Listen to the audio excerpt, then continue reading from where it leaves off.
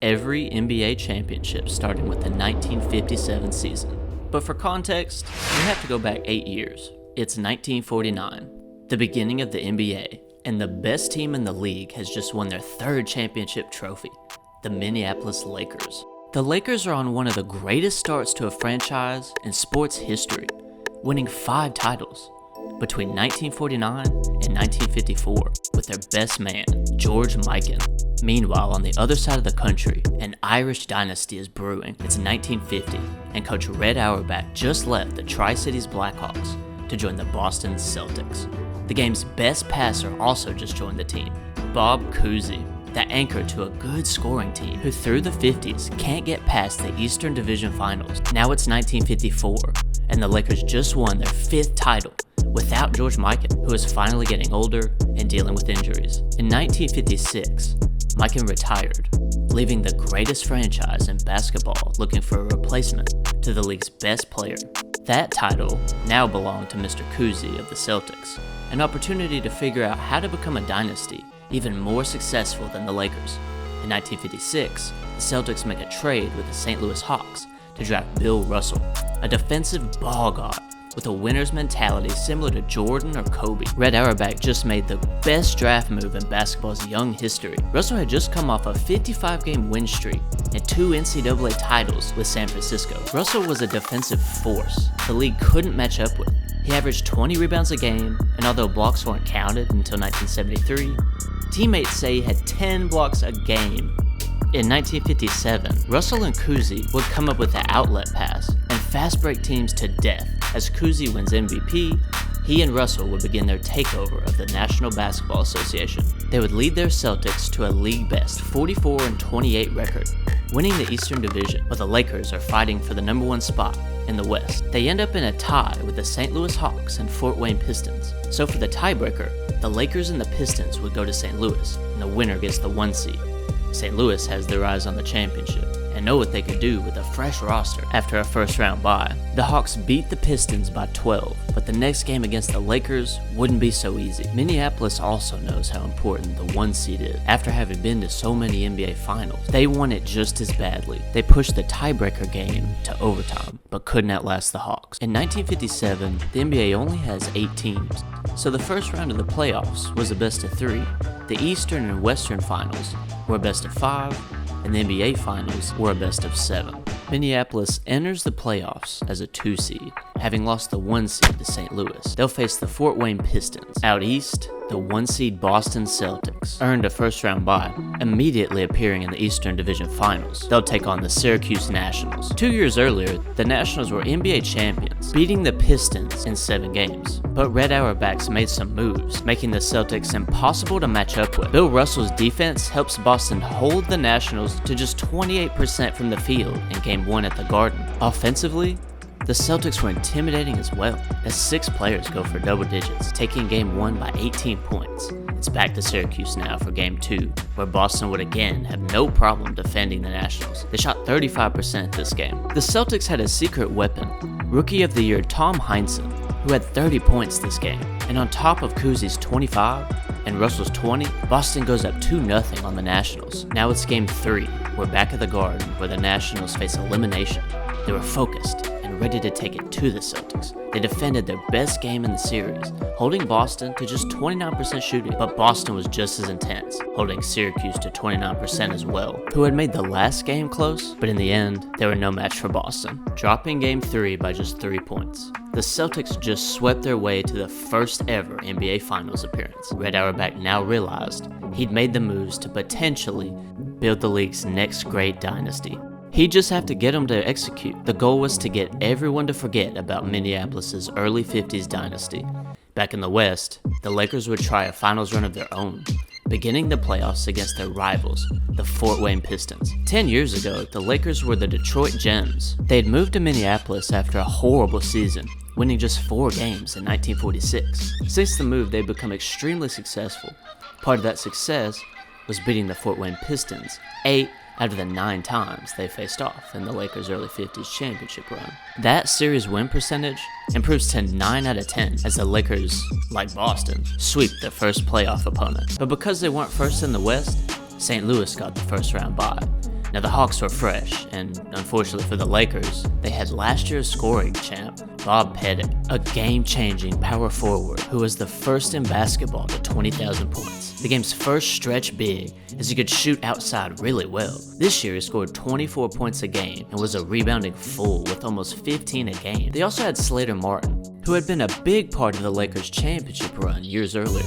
But now he joined forces with the Hawks, and were dead set on sending the Lakers home. This is the second time St. Louis had seen Minneapolis in the playoffs. They'd won their first series, and they looked to continue that tradition at Kiel Auditorium in St. Louis. In Game 1, the Hawks defended well, holding the Lakers to just 33% shooting and dominating the boards, as Pettit led the way with 16. The Hawks take Game 1 by 9. The Lakers knew they were in trouble, and Game 2 is now a must-win, as Minneapolis has trouble matching up to Pettit and Slater Martin's scoring. The Lakers would do a better job defending Martin, who only had 13 points, but Pettit blew up for 30. So Minneapolis's Clyde Lovellette matched Bob's scoring with 33 of his own.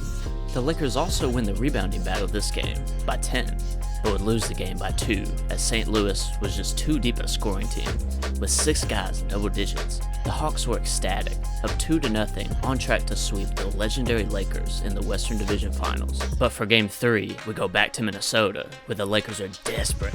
If they lose this game, they risk losing their status as a dynasty, not having been to the finals in 3 years. It starts off intense and stays that way. Tied up at halftime, the Lakers look like they could squeak one out against St. Louis. Feel good about their third quarter performance. Now up by 5, the Lakers are giving it everything they have. Slick Leonard dropped 42 points for Minneapolis, and it goes into overtime. Shot for shot, the Lakers hang with the Hawks, but it's taking a toll on them, as they're not as deep a team as St. Louis. In the second overtime, the Lakers have given it everything they have, but their legs had none left to give, scoring only 4 points in the second overtime, solidifying St. Louis's championship run, guaranteeing their first ever NBA Finals appearance. The Lakers were devastated, and in the years to come, would have to make moves similar to Boston's if they want to continue their dominance of the league. But until then, it was St. Louis's time to dominate, and Bob Pettit and the Hawks would face Bill Russell and the Boston Celtics. In both teams' first NBA Finals appearance, Game 1 of the 1957 NBA Finals is in Boston, where it gets very cold in the winter. The team decides to forgo air conditioning at the Garden because it's 1957. It's smelly, hotter than hell, and humid enough to make breathing a real challenge. Just what the Celtics want for St. Louis, who has a massive challenge ahead of them. The Celtics are deeper, better coached, and have the league's MVP in Bob Cousy, a passing wizard who, along with Bill Russell, figured out just this year the outlet pass. Boston's fast break had been impossible to stop all season. Not to mention, Boston had won 10 more games than the Hawks this year. St. Louis was the underdog, but they didn't care, taking it straight to Boston. Defending better, and a scoring rampage from Bob Pettit, who had 37. Slater Martin and Ed McCauley both had 23. The Hawks pushed the Celtics in a double overtime and win the game by 2 points. Boston got to see a lot of St. Louis's offense in Game 1's 58-minute-long battle. They were figuring out how to adjust, as it had taken a lot out of the Hawks, who had just shown they were ready for a fight. The Celtics responded big time in Game 2, defending Pettit to death, holding him to 11 points on the game. Bill Russell took Game 1 personally and rebounded the ball 25 times. The Hawks never had a chance in this one, as Boston ties the series with a 20-point win at home. St. Louis has to regroup on the way back home. They were destroyed in Game 2. They now know the mountainous challenge ahead of scoring against the Boston defense. The Hawks were a good defensive team too, but against the league's MVP Bob Cousy, rebounding and defensive juggernaut Bill Russell, and the great scoring of Rookie of the Year Tom Heinsohn, St. Louis would have to leave every ounce of effort on the court. For Game 3, it's back to St. Louis, where the Hawks would defend much better, holding Boston to just 29% from the field. But the Celtics had defense too, and St. Louis would shoot a lousy 35%. But Pettit decided to dominate the boards this game, with 28 rebounds to Bill Russell's 19. In an ugly offensive game, the Hawks barely get out with a win by just 2 points. They felt good about their effort, up 2-1, but the job's not finished, and against this Boston team, they knew there was no messing around. They'd have to grab their third win as the series stayed in St. Louis for Game 4. Both teams turned on the offense as Boston's Cousy dropped 31 points, but St. Louis can do better with Bob Pettit's 33. The Hawks went ballistic, shooting 45% from the floor, but the Celtics had an answer for that offensive efficiency. beating the Hawks on the boards by 13 this game, ultimately deciding it 123-118. The Celtics tie up the series as we head back to Boston. Bill Russell's figuring out how to be a champion in real time.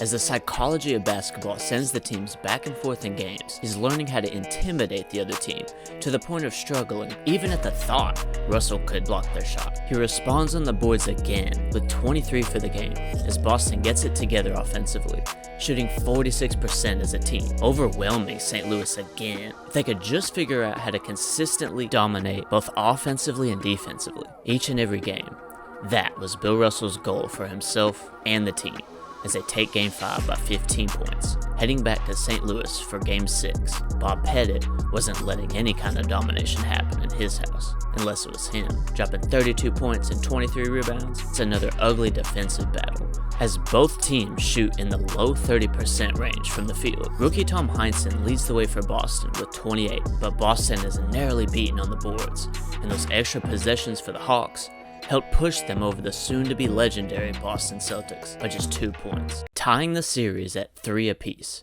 we're going back to Boston for the first ever Game 7 in the NBA's young history. The Celtics come out horrible offensively as the league's MVP, Bob Cousy, goes 2 for 20, and Hall of Fame shooting guard Bill Sharman can't find it either, shooting 3 for 20 from the field.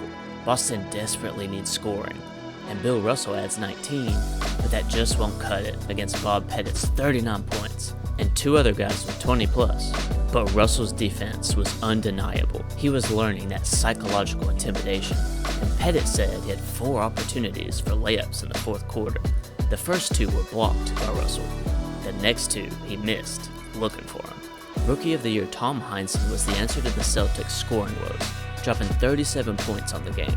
With less than a minute left in regulation, Russell scores to tie it, then chases the Hawks' Jack Coleman down on the fast break, blocking the go-ahead bucket, and we're going to overtime.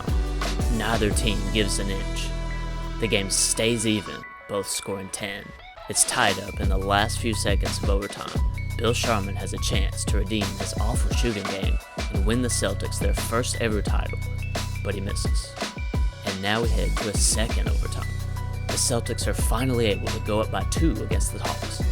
Cousy and Jim Luskatov hit the most clutch free throws of their careers. Now, with 2 seconds left, the Hawks draw up a play that would, if successful, win St. Louis their first ever title. They throw it down court, aiming for the backboard. The idea was to let Pettit rebound in the foul line for an easy putback to win it all, but he would miss it. And the Boston Celtics beat the St. Louis Hawks, becoming world champions for the first time in their history. Bill Russell now knew what it took to win the championship, setting a rookie record for rebounds with 32 boards in Game 7, and averaging almost 23 rebounds a game for the series, another rookie record. It took everything he and the team had, as they won by just 2 points. To this day, it's the only finals to be decided in double overtime of a Game 7. But Bill now had his formula to help the Celtics become a dynasty he knew they could be. They would get ready to go back, addicted to the challenge of conquering the highest level of basketball on the planet. Meanwhile, out west, the Lakers were regrouping, disappointed in failing to make the finals for the 3rd straight year. They'd just been swept in the Western Division Finals against the Hawks. They would try to catch up to what they and what everyone else saw as a dynasty unfolding in Boston, but Minneapolis would have to wait a while. You'll see why in the next video. I'll have another one out as soon as I can.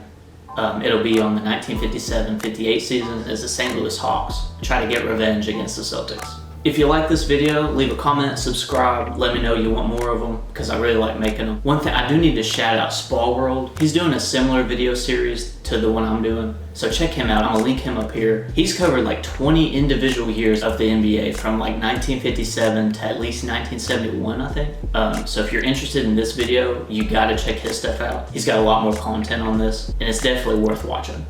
And I'll see you in the next one. Thanks for watching, y'all.